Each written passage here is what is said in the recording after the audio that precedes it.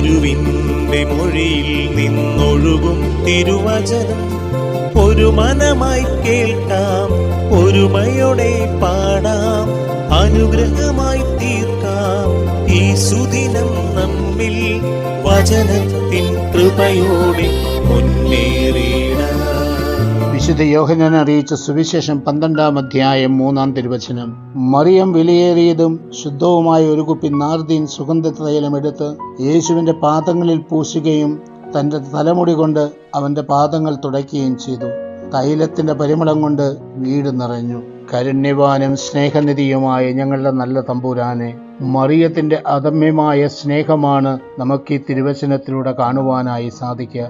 നാഥ, ഞങ്ങൾക്കും അങ്ങയെ സ്നേഹിക്കുവാനും അങ്ങയുടെ വചനങ്ങൾ അനുസരിക്കുവാനും അങ്ങയുടെ പാദാന്തികത്തിലായിരിക്കുവാനും ഞങ്ങൾക്ക് ആഗ്രഹമുണ്ട്.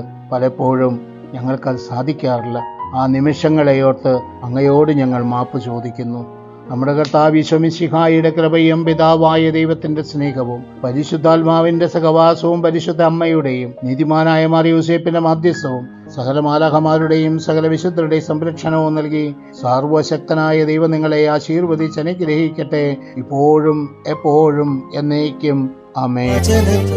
കൃപയോടെ മുന്നേറി